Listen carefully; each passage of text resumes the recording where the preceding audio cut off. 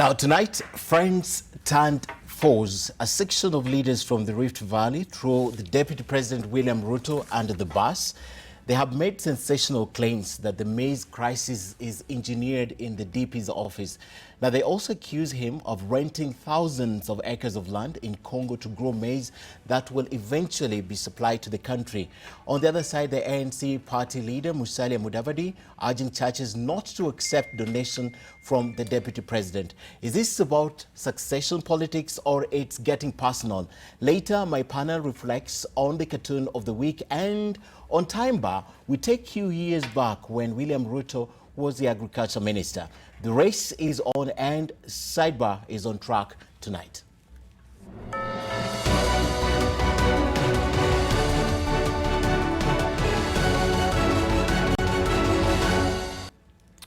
But first, as always, my take. Now, tonight I wish to talk about power in the handshake. Developments in the political landscape are increasingly getting fluid. Now, since the March handshake between President Uhuru Kenyatta and opposition leader Raila Odinga, the political dynamics have changed. Now, stability has been achieved and there is a sense of brotherhood all round, whereas there is a consensus that the political rapprochement between otherwise vicious protagonists is good for the country. There is need to clearly define what it's all about. Now, this is because the handshake has inevitably decapitated the opposition. Others are of the view that it has completely vanquished the opposition. It is also interpreted as a means towards self-gain, especially in the view of the appointments of Raila Odinga to the African Union Commission and his running mate Kalonzo Musyoka to the Sudan Peace Monitoring Team, and as well as according them some privileges. Already there are talks of also roping in other opposition leaders and giving them some jobs ostensibly to silence them. It is just but a matter of time before all the opposition chiefs are muzzled and forced to play second fiddle to the ruling party. Now, a scenario that is emerging where politicians are busy cutting deals and protecting each other with the citizens, while the citizens rather are grappling with serious existential challenges, among them rising inflation, rising cost of living, rising or high commodity prices and services including fuel. Public service remains wanting. Fight against corruption is yet to yield desired results. With a single act of a handshake, the opposition has been defanged and rendered rudderless. No longer does its task. It doesn't ask tough questions. It doesn't keep the government under check. And the challenge is when things go wrong. This is bad for the country. It signals that this is a return of the one-party state, which is worrying. Cooperation does not necessarily mean subservience. For example, there is a concern that the country is piling huge debts that may soon become unmanageable. But due to lack of a strong opposition, the government continues to borrow hefty, and you're aware that nobody will be able to challenge it without the opposition. Just the other day, for example, the Treasury Cabinet Secretary, that's Henry Rotich, signed a 520 billion shilling loan from the European Union, stacking the loan portfolio and pushing the country to dangerous levels. Now, this has pushed the debt portfolio to about 5.146 trillion shillings, and nobody has raised questions about this. Strong opposition is vital for working democracy. It provides checks and balances to the executive, and that works for the public. Precisely the argument we are making tonight is that the country needs to step back and introspect. Now, it's our view that the opposition leaders must play their role and disabuse themselves of the notion that they are in the government. They have a duty to protect the public interest by checking the government. Let them cooperate, but keep their distance. In the words of Mahatma Gandhi, the best way to find yourself is to lose yourself in the service of others.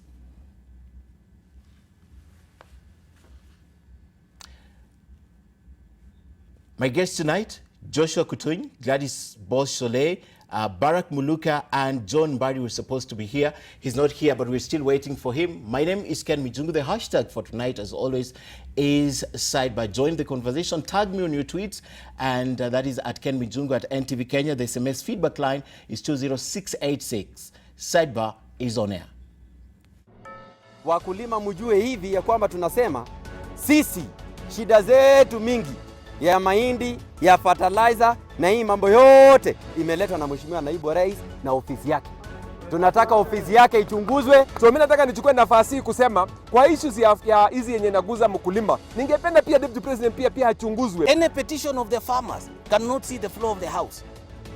And the rumor has it that the Deputy President interferes with the House Business Committee when it comes to the petitions that touches on the issues of the farmers. We know political detractors of the Deputy President will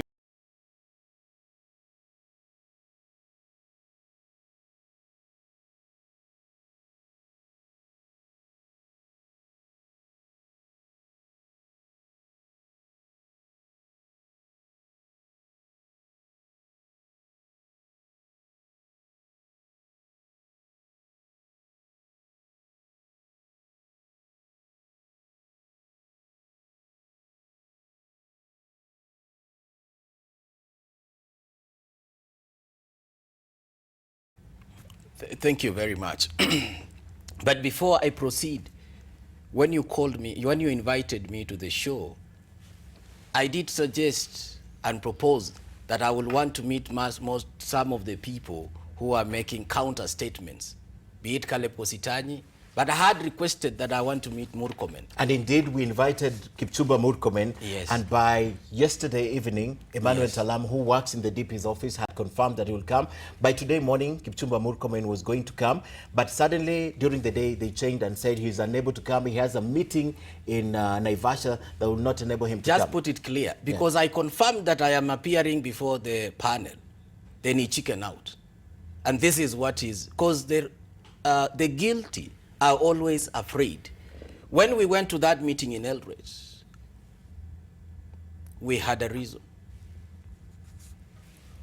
Silas Tiren, Alfred Keter, of course they've been on this issue for a very long time. But I took my time before I speak because I wanted concrete evidence and I wanted to understand what is the genesis of the problems of the farmers. I am part of the team that formed this government all the way from 2013.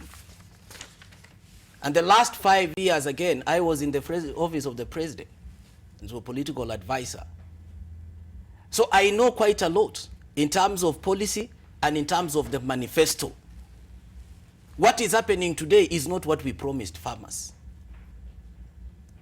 The essence of being in government is for the people, their interest to be taken care of. That is why our people voted for this government.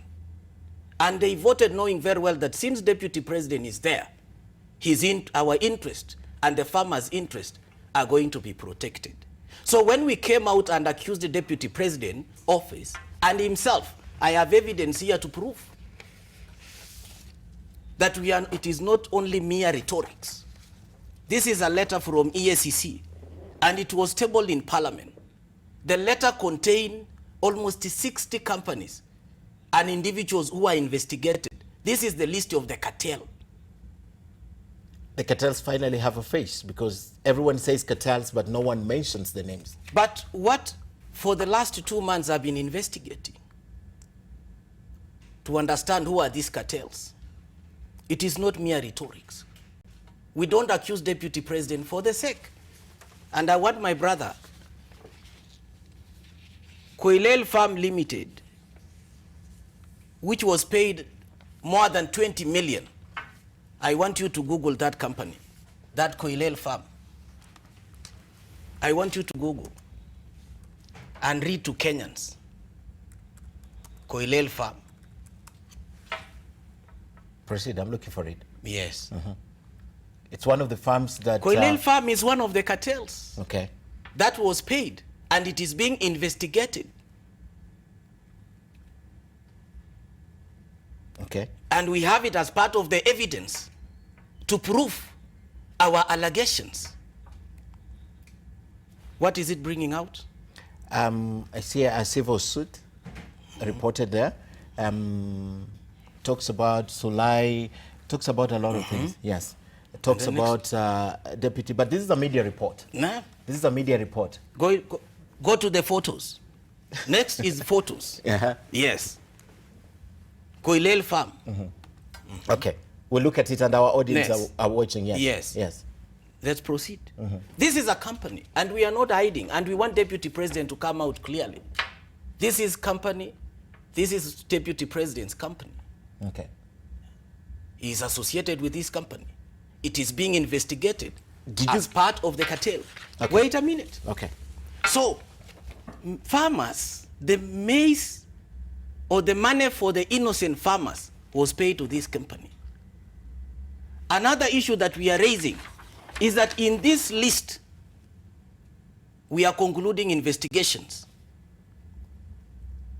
4 or 5 other companies and individuals who are mentioned here, they were used as conduit by one governor from Rift Valley. We will be mentioning his name very soon. 2 other members of parliament. They used some of the companies here as conduit, and they were paid millions of money. And that is why we are saying time has come for us to speak the truth. Okay. We were elected to represent farmers. In my constituency, the people who elected me are farmers. 99.9% are maize farmers. The last 40 years that I've been in this world, all what I know is farming, and it has never made people poor. What is this thing that it becomes so attractive for people? Instead of protecting farmers by giving them good prices, why are you doing the trading with what the farmers are relying on? Okay. 2, the same members came and issued statement yesterday that there was, in fact, unfortunately, very unfortunate, Caleb Kositanyi.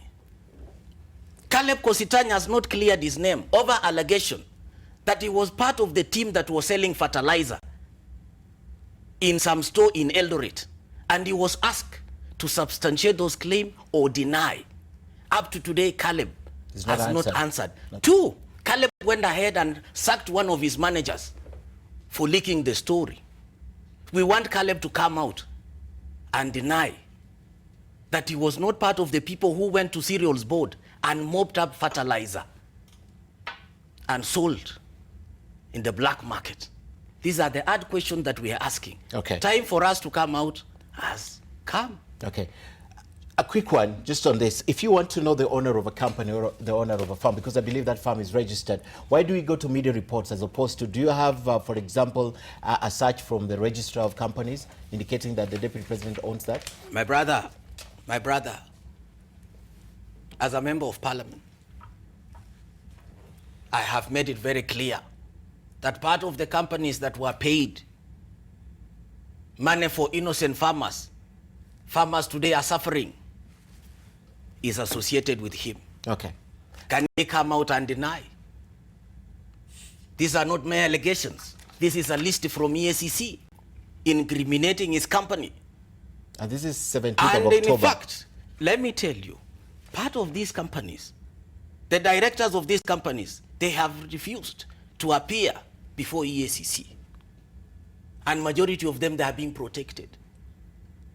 If you follow how this money was paid, and one of the issue that we raised is that there was directly involvement from some people from his office who are calling directors of cereals board who knew to pay and who know to pay. They took almost 700 million to Kisumu, where there is no maize.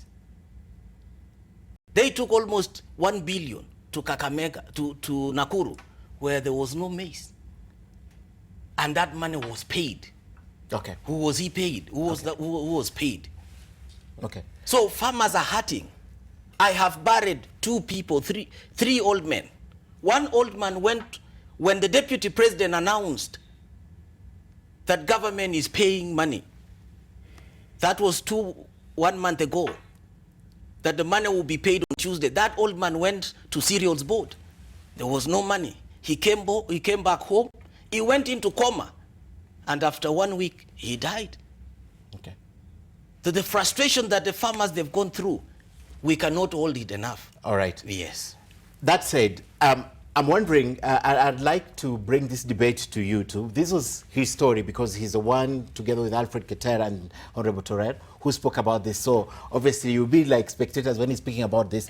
But I'm wondering, Gladys, Mheshimiwa here has a better and bigger platform. For example, Parliament. Why is it difficult for him?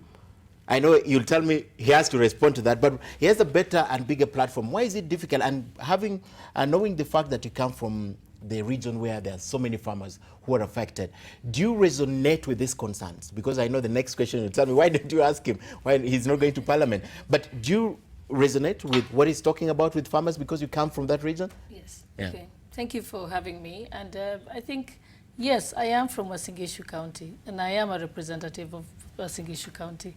Uasin Gishu County is the breadbasket of Kenya. I do empathize with what has happened to the farmers, not just this year, but over the years consistently. As a young child, yes, I was raised. I went to school because my parents could plant maize and sell it. So yes, I do empathize, and I'm not trying to trivialize it in whatever manner. Okay. But everyone does their work with their own different strength. My strength is I'm a lawyer in legislative making. I'm working extremely hard to ensure that within these 4 years I have left, that I will pass legislation that will bring closure to this perennial problem that the farmers constantly suffer from. I do not have the same information that Honorable Kutuny does have. And I am not one to make allegations against anyone when I do not have the facts. Okay. At all. I have once been accused of corruption myself, falsely, so I do not want to be the one to accuse someone else unless I did have the facts. I do not have those facts.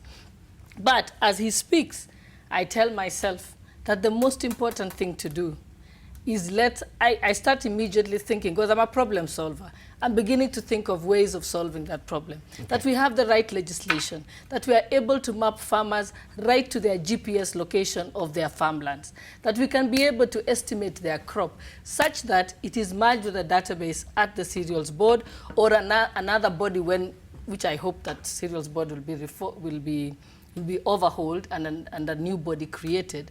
And when that does happen, then it will be very clear that if I go as Gladys Beausoleil and deliver 20,000 bags of maize, they can tell accurately that I do in fact own sufficient farming land to produce 20,000. Yes. That way, we will be able to do away with the cartels forever. Okay. So, yes, I empathize, but I will work very hard to have the right legislation. Barack, from where you sit, does this intrigue you in any way? No, Ken, I've been in this business for a long time. Mheshimiwa says for the 40 years he has been on this earth. 35 of those years I've been in this broadcasting business, and I've never seen it like this. This is another ball game altogether. But Ken, our people have a saying, and I think I've said it here before, that when the alligator comes from the sea to announce that crocodile is unwell, the world must believe that crocodile is unwell because alligator has come from the sea where crocodile is. Mheshimiwa Kutuny has been close to the deputy president. He's been there within that fraternity. They've been, in my interpretation, from a distance, bosom friends. So he must know what he's talking about. I'll give him the benefit of the doubt for the time being. And I would go on to say that this is very worrying because as he lays it out there, we have heard other people in the counter-offensive who have come up with name-calling, saying things like these are cheap hired mercenaries looking for cheap publicity. And in the heat of that exchange, unfortunately, something fundamental is lost. I like the kind of stance that has been taken by Mheshimiwa Gladys Beausoleil, and you can see the lawyer in her at work. She's being very cautious that, okay, he has got certain facts, I don't have them, and therefore I'll be careful not to make accusatory assertions. Basically, one is saying that, as they have said, that let there be investigation. The other side should come up and say that they are actually lying, and the facts are as follows. I like the fact that he has got some document here. Its authenticity can be interrogated. The ownership of the farms that he talks about can be investigated. And we can eventually see whether the deputy president is actually part of it or not. But when you have this nasty exchange, name calling, in the heat of it, the light that we are looking for that would inform us about the veracity of this is lost. Yes. Okay. Okay, I'd like to ask you that question now. Why is it that you feel you cannot go to Parliament where you have a bigger national platform as opposed to going back to the Rift Valley to speak about this? A very good question. A very good question. We went to Parliament. And for this document to find its way to Parliament, where it was tabled by even Waziri, it was via a question and many petitions that came from us, from Tiren, from Alfred Keter. It came from me. And the petitions are there and the questions. From then, the minister was summoned to appear. Minister for Agriculture? Yes, okay. To appear before. So we exhausted. That is why we have this document that was tabled, certified. It was because we asked this question in Parliament. So we used that. We have exhausted Parliament. The next thing, we went to meet farmers, to listen to their grievances. And farmers were still complaining. And it is advocacy for members of Parliament. It is not only within Parliament. We use any other avenue available, including here. And that is what we are doing. We are the representative of the people, and we are talking on behalf of the people. You know, the problem of some of the guys who are talking is that since they've collected money from innocent farmers using conduits, some companies here, and they have a culture where every week they are being given money on Fridays by their master. They think everybody else collect money. And I like Duale, he confirmed during the funeral in Eldoret. And he said, every Wednesday, every Tuesday, and the clip is there, if you've got to play. He confirmed that every Tuesday, you have to, there is some food. And you have to please Farouk for you to be given the food. Okay. Those are not my statements. So, Duale was confirming that actually these people, they are being given some food. What is the food anyway? Okay. It is what we are complaining about. So if they are used to that, we are not used to. Okay. We represent the farmers. Okay. Don't you fear... And this is not the first time, by the way. I was in the 10th Parliament when Kibaki was the president.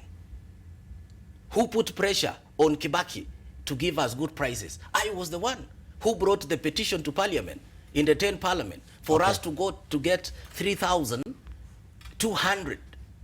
I was the one. So I'm not doing it for the first time. Okay. Yes. There is fear that this looks more personal, as he alluded to it. It looks more personal, and it's likely to get you off your objectives that you seek to achieve together with the other members of Parliament. Right? Do you fear it looks more personal right now? Asking for 3,000, the government is giving farmers 2,300 per bag. So asking for 3,600, is it personal? It's for the farmers. Exactly. But holding the fight, you're the people driving this fight. Doesn't it look very personal? That we were elected by the people to do what? To represent them. Okay. So we are representing them. Okay. 2, asking for prompt payment, is it personal? 3, asking for free dryers because it is raining and people are collecting as harvesting, is it personal? And then 4, asking the government to give us fertilizer on time, is it personal? Okay. I have to take a break, but I want to conclude this discussion on the maize because we still have the gender bill that is in Parliament, and I still We have not yet done. On the maize issue. The maize Yes. issue. I'm just taking a break. We are coming back to conclude on this issue, right? Let's see if we have a few of your feedback because we have to discuss this. He's basically dominated the first part. All right, we have that's Charles Charlie says a strong opposition didn't stop government from taking Eurobond. What makes us think they will have stopped the 500 billion? That's on my take. And Governor the Dreamer. Our government is deeply disordered. Its credit is impaired. Its debt increasing. Its expenditures extravagant and wasteful. Its disbursement without efficient accountability. All right, and one more from my laptop here. Michael To says, do you think, that's a question to you. Mike is asking, do you think the DP is the sole cartel in the sector who has successfully managed to hold the NCPB hostage? You'll answer that question when we come back. All right, let's take a break. We still have a lot to discuss in the next part of the show. Stay with us. And welcome back to Sidebar. With me in studio is Gladys Boshole, the women member of parliament from Uasin Gishu County. I have Joshua Kutuny from it's the same. It's still Cherangani. It wasn't played. Cherangani. And of course, Barack Buluka, Secretary General for the Amani National Congress. We're talking about the allegations against the Deputy President coming from 3 members of Parliament. But I'd just like to conclude this by asking Barack this. Barack, when you hear these conversations and the members of Parliament who are allied to the Deputy President and what they have said, and now the crossfires that is coming through, it's degenerating to a more personal thing rather than a noble effort by the members of Parliament to get the farmers paid. I think Honorable Kutuny, Alfred Keter, and the other Terer, yes. They have to be hailed for the courage to come out and tell us what they think, to tell us that they have come from the sea and that the crocodile is unwell. Because the politics of this country are conducted in such a manner that if you come from a certain region, you speak a certain tongue, you are seen to belong to a certain party or you belong to that party, then you are supposed to just be one of the choir boys. And you are supposed to hear no evil, see no evil, say no evil. You are the right kind of person, and that is what has led this country to where it is. We must continue to have people who will come out and invite leaders to probity. Now, we must remember also when we are talking about maize, particularly, that this government has got food security as one of the 4 items on it's so-called the Big 4 agenda, and it must start troubling us when we see that none other than the Deputy President is being mentioned in this kind of manner. And when they say that he should be probed, they're in fact giving him an opportunity to clear his name. And therefore, the people who are saying that this is personal, they are the ones who are getting personal against these people here. And previously, we at ANC suggested that matters of this kind had gotten to a point where we needed nothing short of a judicial commission of inquiry to undertake investigations so that people start moving away from saying that this is a personalized agenda, personalized kind of vendetta. But the bottom line, eventually, is that where does this leave the Big 4 agenda? And especially in a context where we are being told that now forget about maize farming, start growing avocados and macadamia. Is that the food security that President Uhuru Kenyatta wants to leave behind as his legacy? And what's the role of the DP in all this? Okay. Gladys, you had something to say. Yes, I think during my campaigns, I think I was loud and clear, and I told people that no amount of demonstrations will get the farmer a better price or will ensure that farming becomes lucrative the way it was when I was a younger child. And I pledged at that time that I would use legislation. But the fact that farmers are still complaining definitely says there's something wrong. Because if farmers are being paid, they won't say anything. There'll be silence. So obviously, from the fact that there is noise and a back and forth, tells us, and all these exchanges, tells me that there is something wrong. What I worry about, as a representative of Uasin Gishu County, is after all the complaints that we have made and the noise, what happens to the farmer? Because for me, at the end of the day, I want the problem solved. Because we may fight here, everybody will get political mileage out of it, people will fight back, a few people will be bruised, they might cover up or they will change this. I don't know what will happen, but what happens to the farmer? So I would like all sides to be focusing and saying, at the end of the day, yes, Honorable Kutuny, you represent Cheranyani, and I respect that, and you've been brave enough to come out. But I also, and the other team that responded also to you, yes, they felt that they were in their right to say what they said. But at the end of the day, who's thinking about the farmer?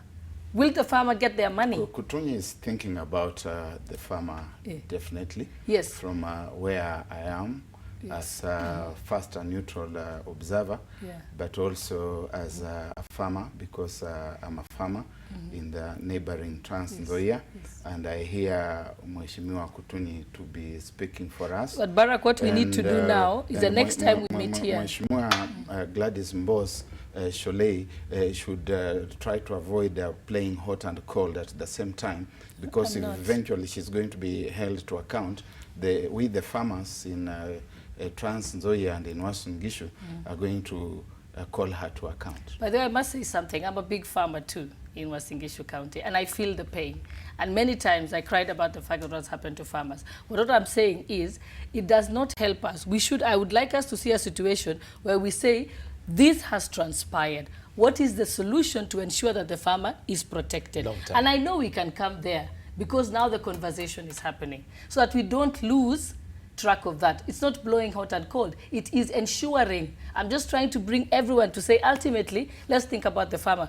So we should tell ourselves, by next week, the farmers who have not been paid, Honorable Kutuny, should be paid. That's what I want to see. The president himself. By next week, we should also see that if there are those who have been involved in any cartels, should already be charged. So that is the solutions that we should be going to. Not just letting it end here. This question, that what is it that is of such monumental dimensions that it frustrates President Uhuru Kenyatta to the extent that he cannot do anything about it? The president has demonstrated in public how frustrated he is about the farmers' issue twice. Yes. And he has told people that I'm very annoyed with you. He has pointed at the minister. And he must obviously know that there's something much bigger here than what the public knows. And therefore, these matters should not be politicized to the extent that people start saying that you are targeting a certain individual strategically. Let this question be placed before a judicial commission of inquiry led by a respectable judge, a sitting one or a retired one, and let the truth come out. And finally, Ken, I think what we should say is that, as I say, that my biggest concern is the farmer. Even as we undertake the judicial commission of inquiry, we must arrest the situation immediately and make sure that farmers are paid. We must make sure that the new planting season, we don't have the challenge. Because I've said the food security pillar will never work. As long as you have fake fertilizer on the streets, we have the situation where the government subsidizes fertilizer, but other people remix it and start selling it, you know, as if it's the real fertilizer. Food security not work. Demolishing the morale of farmers is also going to affect food security. So it's not going to happen as long as those things continue to happen. If they don't get paid, perhaps they'll decide they don't want to plant. And also, I do not agree with the fact that farmers be told to start planting alternative crops. Like whatever, I mean, they're being told to diversify. The question is, suppose we diversify, Kenyans will still eat maize. So then we'll start importing again from Mexico. So that is the challenge. Kutuny and that's why let's go to the actual problem. Yes, that's what he Let's said. focus to the problem. Yes. And Because let us even the Rift make Valley sure is we the are bread focused on basket. results. You can even Honorable change Kutuny. what is planting in the planted in the Rift Valley. You know, listening to Madam Boss, and with I respect you a lot, because you know, and your body is willing in this case to defend the farmer. Or I will say the spirit. But I cannot But make of course the allegations I don't situation- know about Honorable Kutuny, surely. I The don't speak for solution with anyone. farmers doesn't need a law. When Kibaki was the president, we did not require a law for them to give us for him to give us 3,200. That is why it was not And sustainable. Makiu- If you and don't put Makiu it in the Madam, law, it and will not Makiu be Madam, sustainable. And Makiu Madam, we were in the opposition, but we got good Honorable price. Kutuny, can you give me just an opportunity to say Let this, me- because let you have me- had a chance let to me- speak? yeah. Let me just explain to you. The reason why Kibaki did very well, it was not sustainable because you did not lock it in statute. And it's very easy to lock it in statute. You simply say in statute, you put the formula. You say if the input is two shillings, then the farmer, how much does the farmer need to make in profit? So you tell yourself +3, and then eventually Madam, you say the price should be 5. So it's very easy to actually lock Madam, and determine with a lot the of cost on that. respect, with a lot of respect, farming doesn't need rhetoric. It doesn't need those calculations. Yes. No, formula in the law. What is there is that the government knows very well that the nation needs to feed itself. So then they must provide incentives. I'm not against that. To the farmers. I'm not against that. The farmers, what they are asking for. And by the way, I am talking because we voted Jubilee. And during the campaign in Eldoret, the deputy president himself promised people that, one, if you elect us, you will be knowing the price of maize before we go to the farm. And then two, we will give you a price not less than 3,600. I was the MC in that function. Yeah. But political promises, No, wait. some of them, If never we see go them that work direction, out. then we lose the point. We must forget about political promises. That's why I If don't you want know it in a that you political will not promise. I want You see, it in a if you know that you legislation. will not deliver, then why do you Why have do to you say say it? it? Yes. So Yes, then but- what we are saying So- is that what farmers were promised is what motivated them to vote for the government. Okay. You understand? I So agree. the government must fulfill. But what is so so when wrong? then What is the so wrong issue with in that Rift What's Valley, wrong with my proposal Proposal, of yes. converting the And putting political it to promise law. and locking it in statute, so that Madam, no matter when the Madam, politics changes, then the people you are don't able have to to still get... remind the government that has been voted in for by those people. That government should I'm come not up. reminding them. I'm saying that government should come up with that legislation to make sure that the promise is actualized. As a now, legislator, I that go is to my the next question. responsibility. The issue of diversification, which they are talking about avocado. I want to remind them, but before you talk about diversification, our people have already diversified. In Elgeyo Marakwet today, we've got mangoes which are rotting in tot. In your neighborhood, Chepkorio, we've got cabbages which are rotting. People, they've diversified. The last 2 years ago, they talked about passion fruits. People planted passion fruits. They never provided milk, market. Yes. And then fourth, they talked about pepper pilipili. Ati soko imepatikana, market is available somewhere. People planting. But You Kutuny, know I'm what not happened? say- I'm- No, I'm not talking to you. Oh, I'm okay. talking to them. Okay. And I'm addressing the nation. What happened? The paper was taken to the airport. The selection process became expensive. There was no storage facilities. Then they were thrown away. Farmers were discouraged. So we are telling government that we don't need legislation. All what we need, give us 3,600 because we produce. And two, by the way, the people who are talking about diversification, they want to cause artificial shortage. So then they get an opportunity to import. And you see, I want to make it very clear. But some of the cartels here, they are being accused. Remember, there was fertilizer that was imported to the country. What it kept saying, that the fertilizer was substandard. If you measure our maize today in terms of weight, in 90 kgs, you are losing. Because the fertilizer that was poured was substandard and KEBS confirmed, but somebody made a phone call and that substandard fertilizer found its way to the market. Okay. Now that is why today,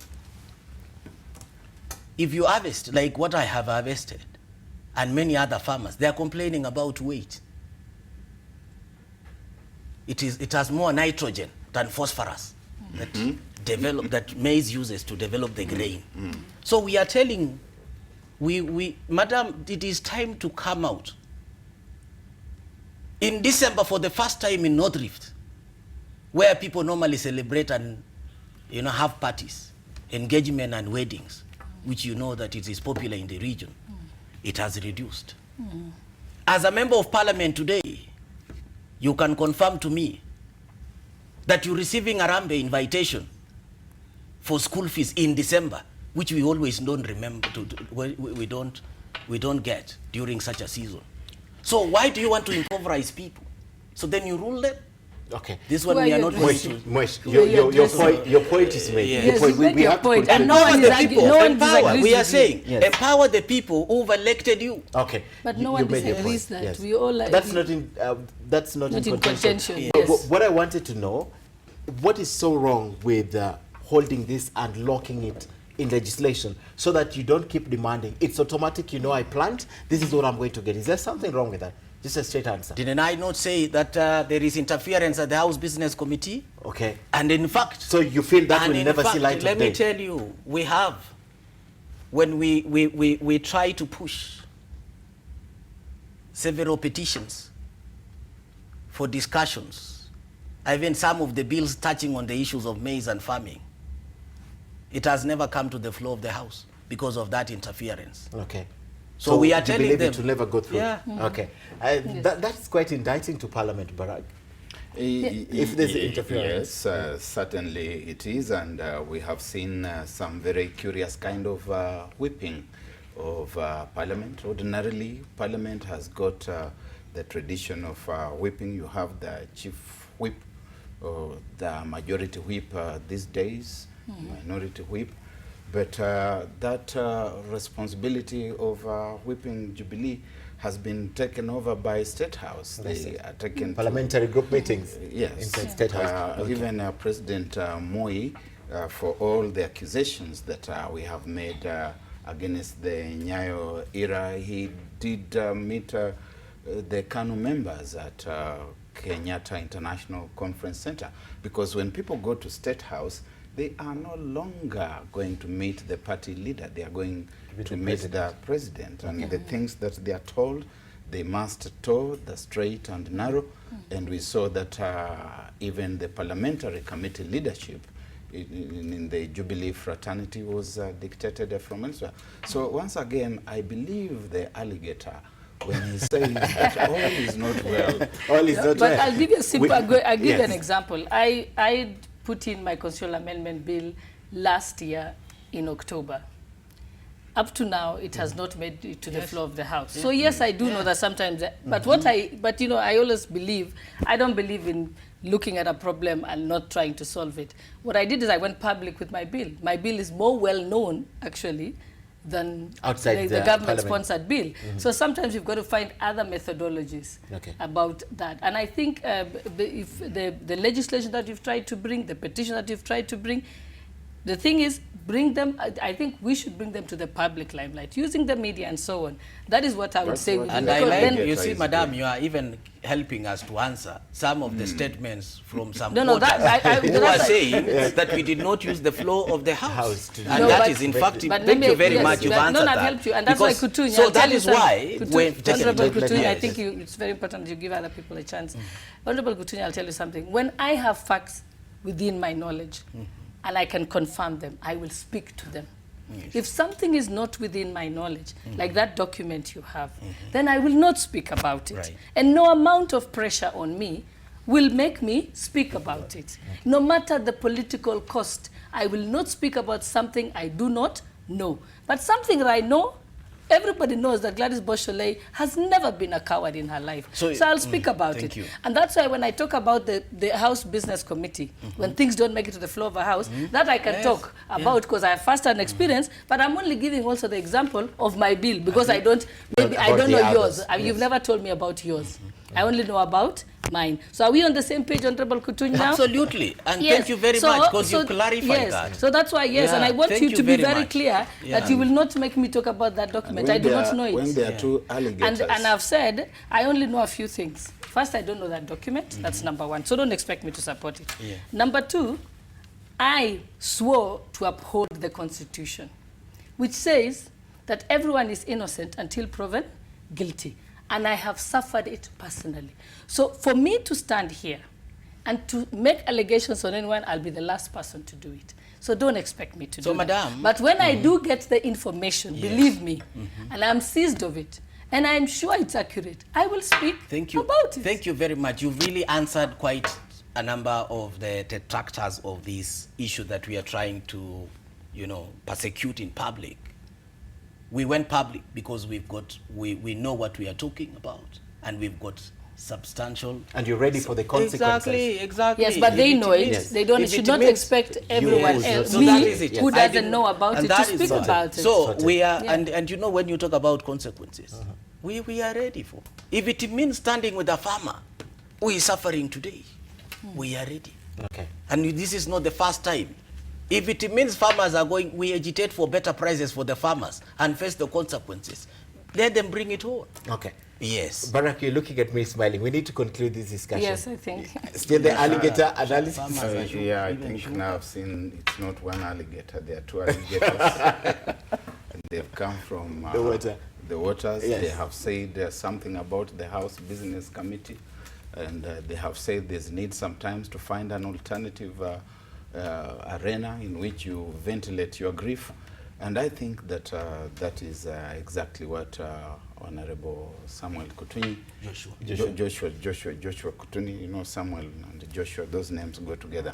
What Joshua Kutuny is telling us would seem to call for further investigation, and they actually said investigate. Yes. What is wrong with calling for investigation? In fact, they're saying the same thing. She's saying she does not have the facts. And so since she doesn't have the facts, I understand her to be saying, let us create a platform for investigation. Out, yes. And we can do that without some people starting to say that these ones have been bought and paid by so and so. How do they know? Which facts do they have? Okay. Yes. Yes, and I think Honorable Kutuny knows that I am very slow. You never see me in joining anybody's press conference, because I wouldn't join a press conference if I don't know what they're talking about. I'm not on the same page with them. I do not have the information that they have, and I think it's something we must desist. I do not speak things for the sake of politics. I'm very clear about what I want to say and what agenda I want to follow. I love even what you said recently in the county. Yeah. That you cannot be a flower girl. Yes, I am not. People. Yes. Okay. Because people were saying, why don't so you I won't be appear in yours these either. Yeah, and I don't want you to on this be one. issue particularly. Exactly. I think, ladies and gentlemen, we have conclusively dealt with this issue, right? And you won't believe that Honorable Kutuny is a good friend of mine. So we sometimes it's good to get the facts out. Thank you. Right. All right, I think we need to move forward this discussion. The maize issue has been sorted out. You've told us your story, what you know about it, and now the next thing is the investigations, and perhaps we'll get to the bottom of this. So who is frustrating these investigations?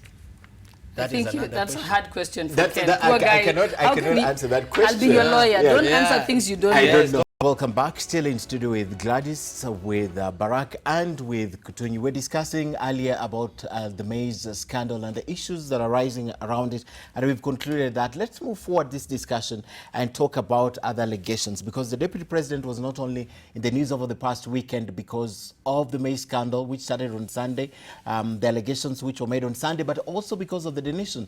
And these allegations were made by ANC, and straight speaking, Musalia Mudavadi said churches should not accept.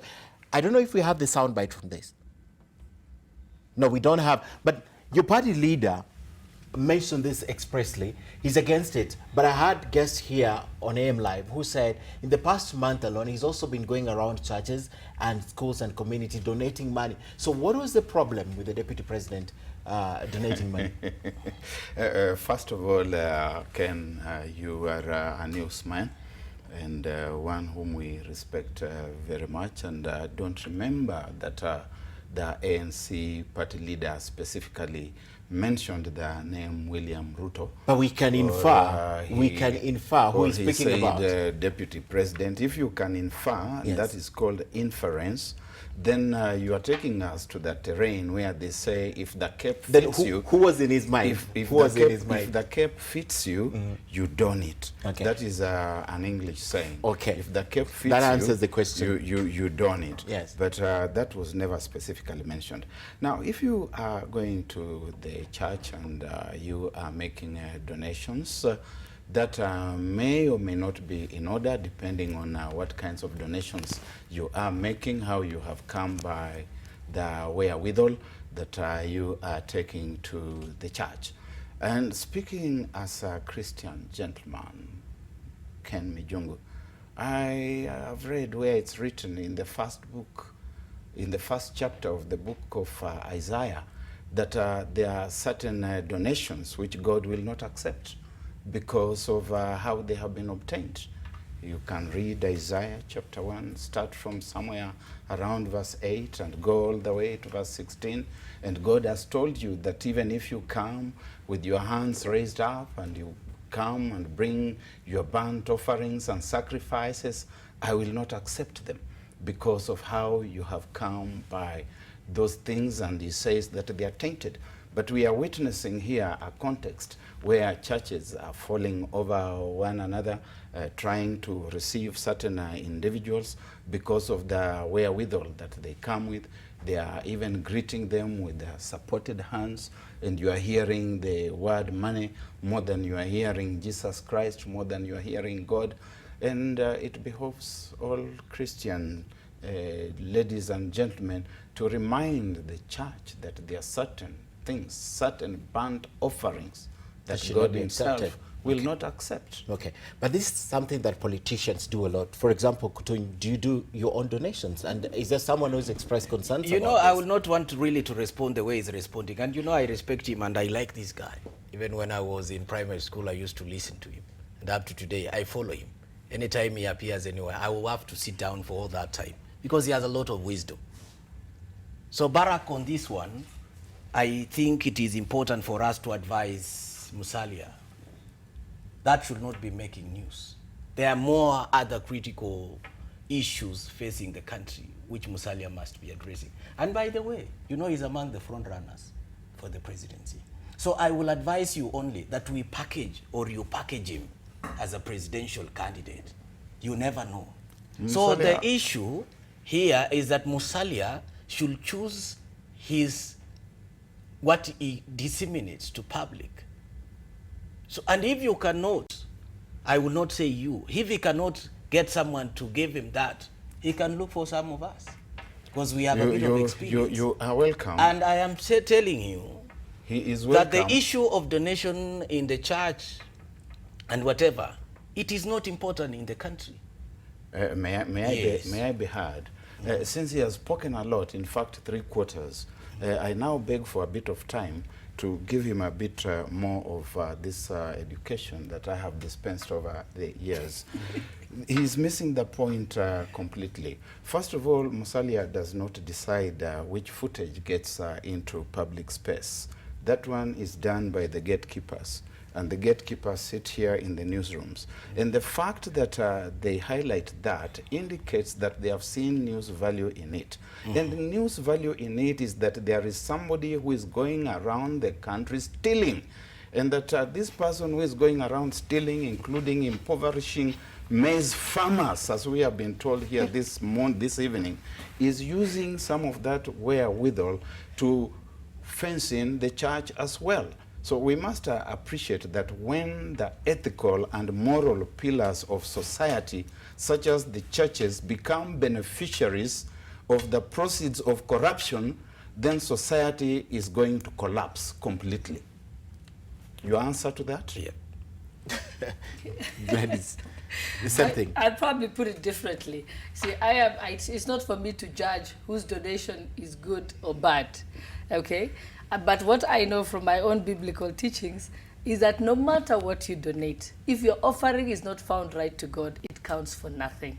If somebody else gives out much less and it is found right to God, it's a much bigger thing.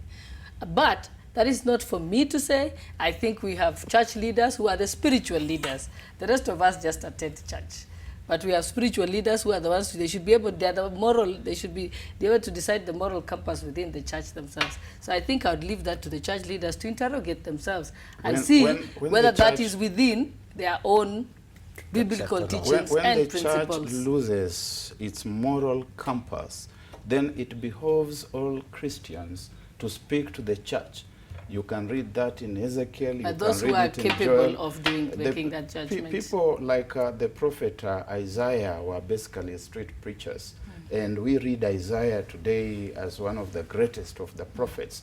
He did not go through any school of theology before he was determined to be competent to correct the religious leaders of his time. Jesus Christ himself was a pedestrian preacher who moved from Jerusalem to Galilee to Judea, and but that is why there was just only one Jesus. Not everyone has the power or the capability to discern that. For those who can discern that, let them be able. And if your party leader is able to do that, I think it's okay. We will not be Christ, but we will be Christ-like. Yeah, we can be Christ-like by walking in the footsteps of Jesus Christ, and that is why Paul of Tarsus has told us in Romans chapter 12 that the churches and the Christians shall not be compromised. I'm not the one who wrote that. No, but we're saying it was Paul of But if you're able to do that, that's well and good. No, but we're saying if he's capable of doing that, he doesn't. Then he doesn't impose on those who feel that they're not ready to be able to pass that judgment. Okay. So I think anyone is free to make that decision by themselves. The reason why a lot of people are concerned with the donations and the inroads that we make in the church is because of the silent voice of the church, particularly when their voice is needed. For example, the general election. Yes. Their voice was needed, but the church was rather silent. And right now, they're everywhere. They're speaking everywhere. I think that's the biggest concern. They have got an apostolic and prophetic mission, which they must undertake. You hope. And that prophetic and apostolic mission is compromised the moment they become beneficiaries of contraband. So who determines contraband? That's the question. That's the only place where we don't. I agree with everything you're saying, except that I am not the one to determine. I don't know if you can determine, but there are those people who can determine. And if they can, yes, we'd like more people like that. And why do you think it's not important to discuss in the country the issue of donations to church? You know, I really don't want to water to that. I really don't want to get involved as such. But my teacher has put it very clear. You know, because I understand, you know, he's just put it clear that he has explained. And the statement they issued, they have their own reasons. But I will still go back that, yes, you've said that. You've explained it. And it has come out so well. Okay. But I want you to... He can do much better. We will. We certainly will. We certainly will, and we want you also.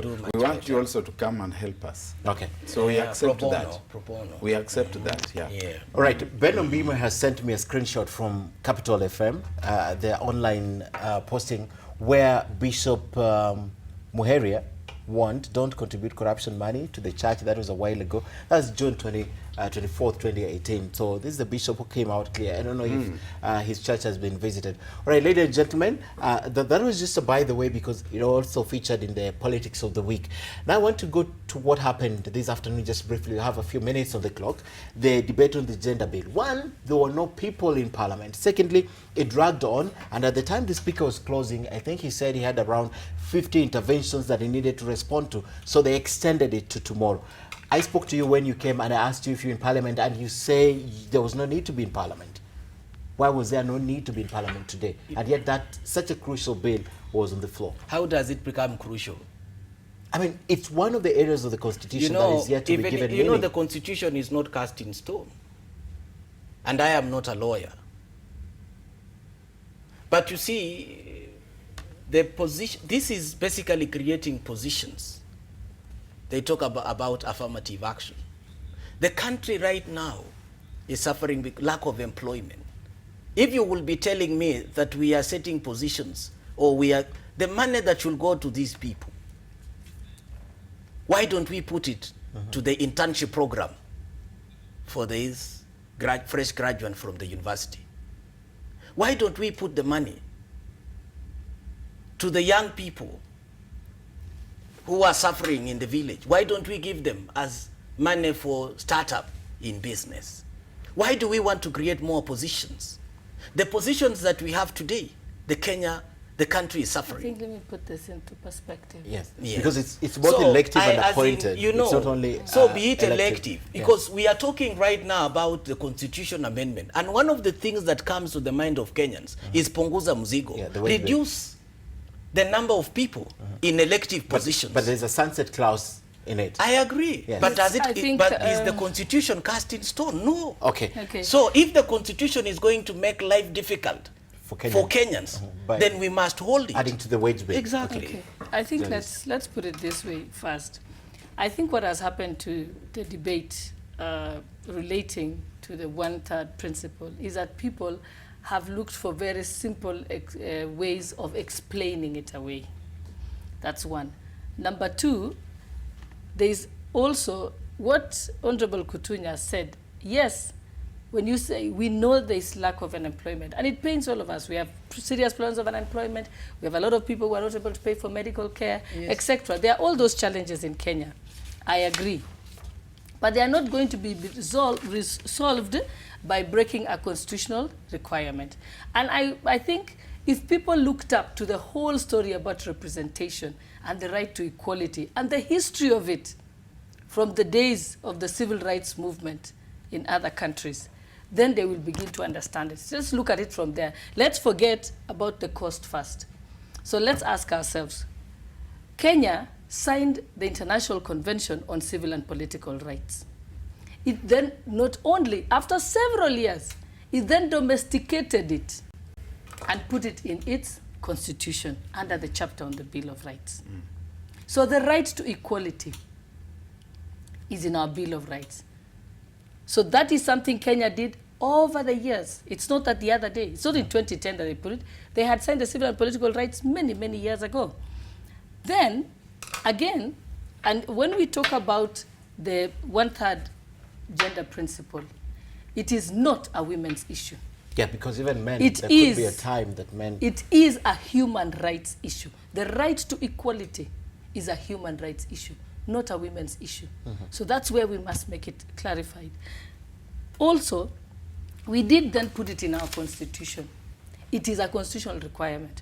When the constitution said that we must have 47 counties, did we say that we need money for employment and we need money for internship and we need money for this? No. We immediately realized that particular political right to have the 47 counties. When the constitution said we must have 15 commissions, did we say it's going to be too expensive? Let's reduce the commissions? No, we did not.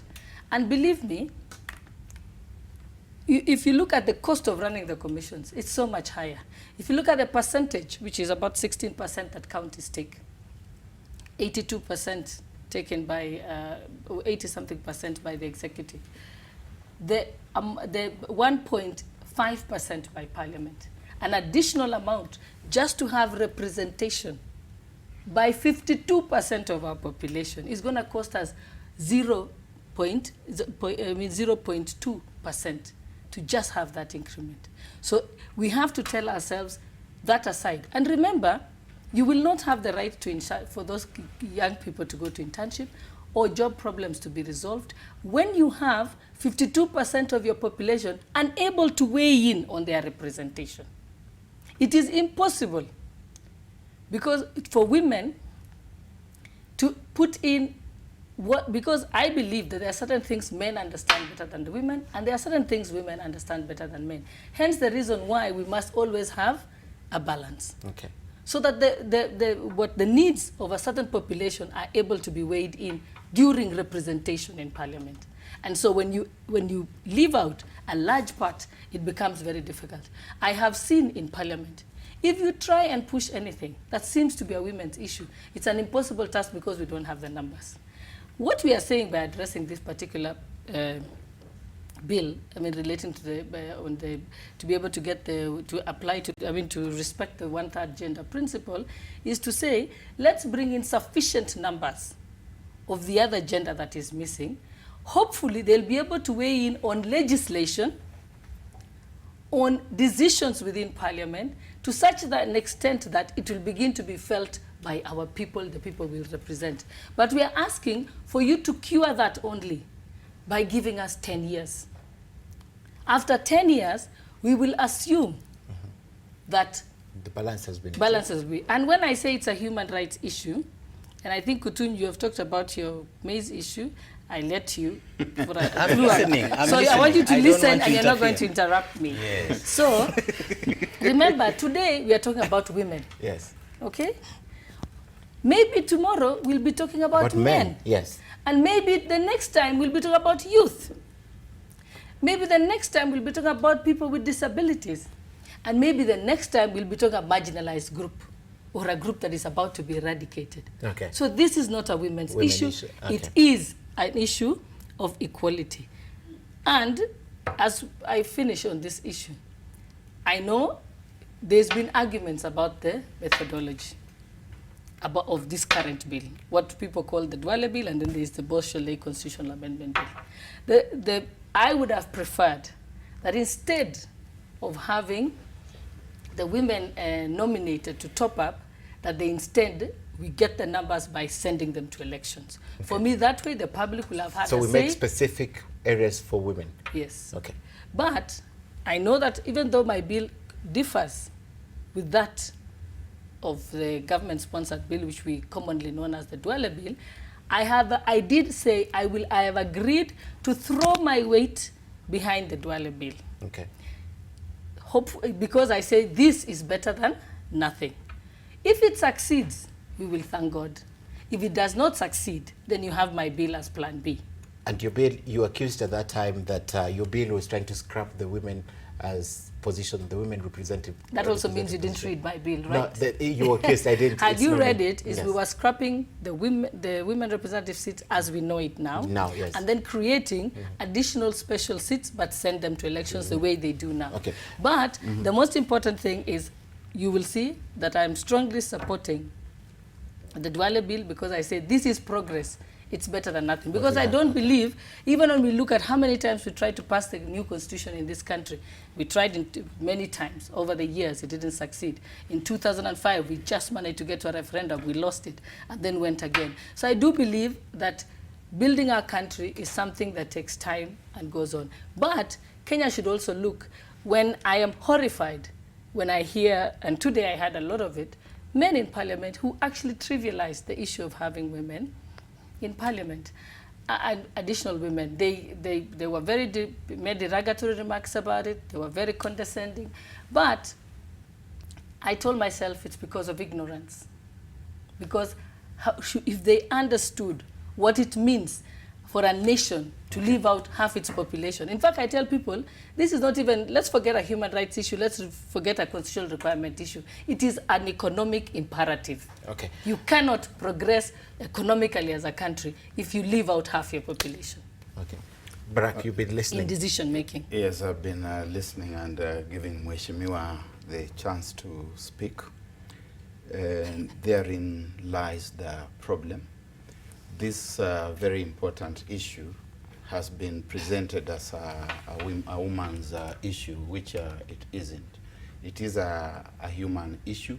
Thank you. It is a human rights issue, and the advocacy has been, by and large, wrong-headed. We must have crusaders for this agenda, the agenda of equity as a human agenda. Honorable Joshua Kutuny here puzzles me when he says that nothing critical, nothing crucial was coming before Parliament. This is a constitutional requirement. We thought it was so important to the extent that we built it in our constitution. And we have enacted laws within the relevant sections and schedule of the constitution to actualize this constitution, except this one item, and it is the only item which this parliament can legislate successfully that will make it a memorable house in the history of legislation in this country. Honorable Kutuny here talks about the cost of parliament, the cost of paying salaries and whatever. Now, these are what are called crocodile tears. You know, the crocodile is a very interesting animal, and today I'm talking about crocodile incessantly. When crocodile is swallowing you, crocodile finds the task very challenging to the extent that he sheds tears. And it's almost as if crocodile is telling you that I'm not happy to be eating you. I'm crying even as I eat you. That is exactly what Parliament is doing. As we sit here, Parliament is already planning to scrap any possibility that the Salaries Review Commission could have a role in determining how much members of Parliament are paid. The other day, Parliament Service they want to take it to the Parliamentary Service Commission so that they can have a leeway, determine how much they want, determine they explained what parasites. They explained to me that it's just supposed they'll come with the rules, just like any other commission, but forward it to the SRC They will for not. validation. You saw what they did to Sarah Serem the other day, humiliating her, asking her to apologize to them for minimally cutting down their salaries. Who said that when people go to Parliament they must have over succulent pay packs? Okay. Yeah, the perquisites can be smoothened so that we have people who have gone there because they believe in legislation for this country, and we don't have to start complaining that it's going to be too heavy. I'd like to finish. She talks about she talks about that we need more, perhaps maybe women in Parliament. So then when legislations on issues that touches on women welfare, it can be exactly. Not women welfare. But then I am saying, no, the vulnerable. if these issues come to the floor of the House, we are equally people who are so considerate. Men are also considerate. So if someone comes up with something that is objective and it is going to help the society, I don't think that men are going to stop that. So that is one. Two, today we've got how many women in Parliament, but how many in terms of bills that they have brought into that improves the welfare of the women in this nation? I don't remember even one. What they are doing is that they are pushing for more positions for more women. So I think what should be important here is that how do we empower that woman in Lokchogyo?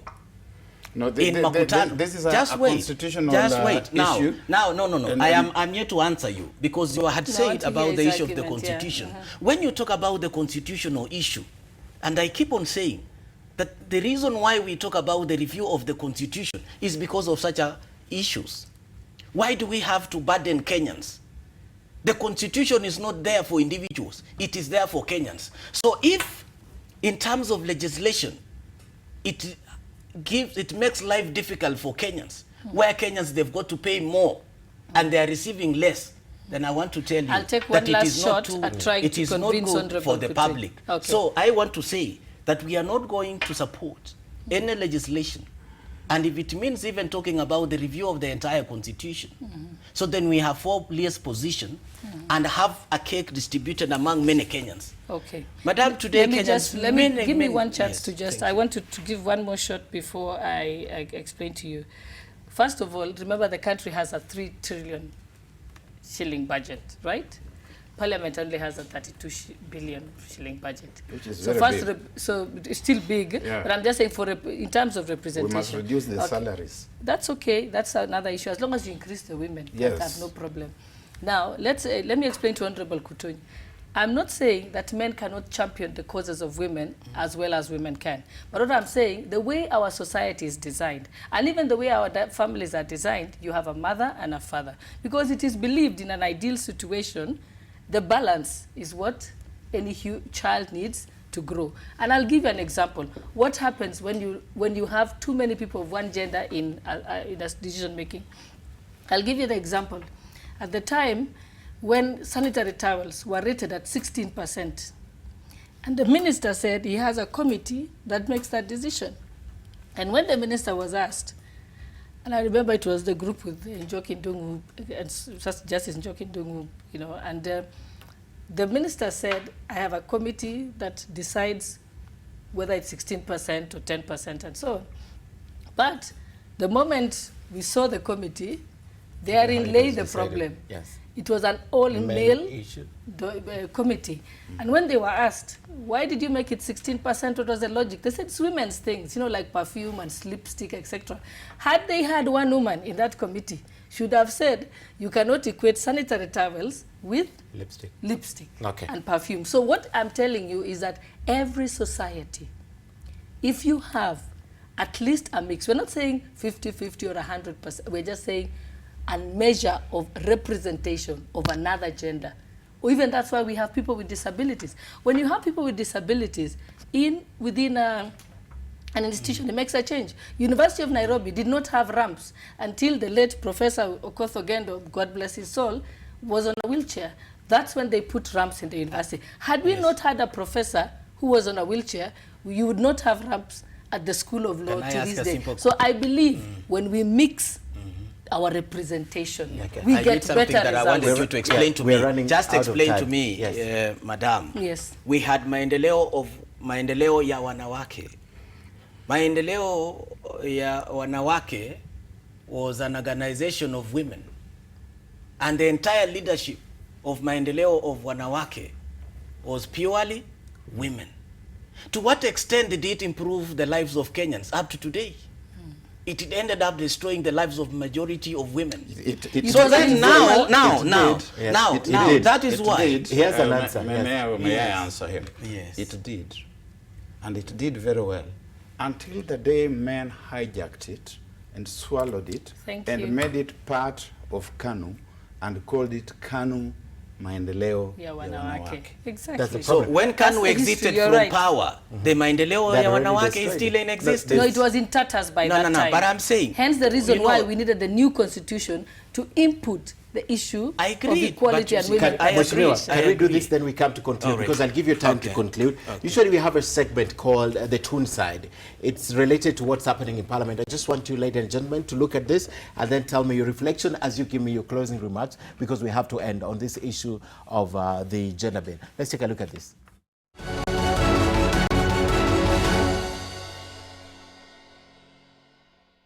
Clear. The top part is Parliament debating high cost of living, high taxes, high food prices, national debt, high electricity bills, and road and accidents.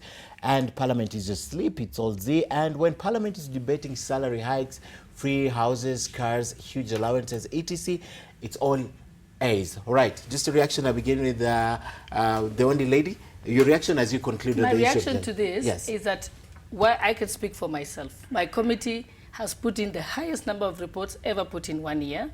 We are the best performing committee in Parliament.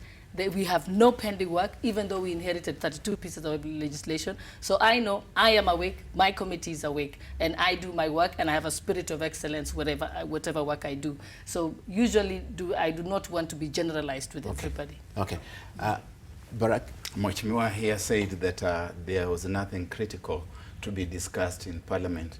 If it had been a question of salary hikes, something very critical would have been before Parliament, and he would have been there to discuss. That's something that is very critical. That is my point exactly. And I think this point was also raised by President Uhuru Kenyatta yesterday when he was addressing the Blue Economy Conference in Mombasa, where he was wondering just how and when is it going to be possible that our legislators can know that they are there to serve the people As a party, as a ANC, we keep on laying emphasis on service to the people. These people want to enjoy all this so that the citizens can enjoy what? Okay. Yes, if they were discussing the issues of to do with increasing the prices of maize, I will be active. If they will be discussing the issues to do with youth employment and the fresh graduates given opportunities in the public service, I will, yes, internship. Yeah. I will be very active. If they will be talking about reducing the cost of electricity, I will be active. Okay. But when it comes to increasing positions for a few individuals, 50 people, which is going to add into the cost 50 million a month, a year, 700 million, to people who already have some profession elsewhere, you will not. I will not be part of that. Okay. On that note, we have to end, but I have to give you an opportunity now to summarize everything we've said. And I'll begin with the lady. Again, summarize the agenda. Tomorrow they are doing the final debates. Yes. What do we expect after that? I think if we are able to put the question tomorrow yes. then it can go to Will we get the numbers? reading. Are you confident there'll be numbers? No. So I didn't get a good vibe today, but I'm hoping if I pray all night, maybe we might just have the numbers. Okay. Yes, but I still appreciate all the members who participated in it, those who came in, and I think I believe that sometimes I'm disillusioned when people don't participate in Parliament. For me, it was one of the shocking things when I first joined Parliament, that people could actually absent themselves from work.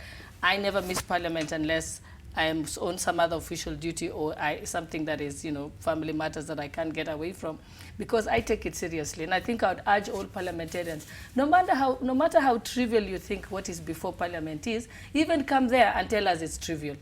Honorable Kutuny, please come tomorrow and contribute to the debate, because that's what your people elected you to do. Just come there and say, I don't agree with this bill. It is a waste. We can't be increasing seats for 50 people. What you said exactly is what you were paid to come and say in Parliament. So I'd like you to come to Parliament to say it. Don't stay away. And I'd be asking all the other members of Parliament who didn't come today, I appeal to you to come tomorrow, even if you're coming to vote against the bill. But at least you'll have done what you were represented to do. You are not elected to abscond. Parliament. Okay. I second that. And beyond that, I'd like to just remind us that our biggest problem in this country is greed. We have got a situation where a few individuals will stop at nothing. They want to get everything that they can lay their hands on, even if it means that we are going to be a starved nation, where one individual is going to import all the maize that we are going to eat in this country and hold us hostage. And we must confront this dragon of corruption without being intimidated by anybody, without being told that we are being disloyal to some chieftain, be it an ethnic chieftain or be it whatever kind of chieftain. We must refuse to be intimidated, and we must eventually slay this dragon of corruption, because this is the dragon that is driving everything that has gone awfully wrong in this country. And yes, the religious institutions must lead from the front. Right. And yes, finally, I will say that we elect government, or people go to the elections to elect a government that is going to make their life better. So I want to remind the government that we elected the government, and the farmers are looking upon the government to give them better prices for their produce. We should not subject the farmers to suffering because few people want to benefit. And then two, we were elected to articulate the issues of the people we represent them. So when we articulate these issues and we are called names, then we are ready to pay the price.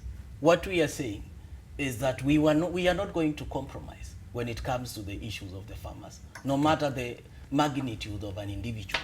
This list must be, these people must be brought to book. okay.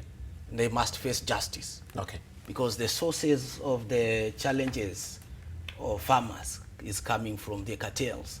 And then, of course, finally, I would say that as a country, there is need for leaders to be responsible of their utterances. You don't come to a function and you promise, and then after 1 or 2 weeks, then it is not fulfilled. We are calling leaders to be accountable to to their statements. Okay. Thank you. A good place to end. Let's take a look at some of your feedback before we do the last part of the show. Do you have any? Right, on Twitter again, Mike Adaka says there's no single member of parliament who has moved a bill on the floor about the welfare of the high number of unemployed youths. They are just agitating and pushing their own interest. I don't know how true that is.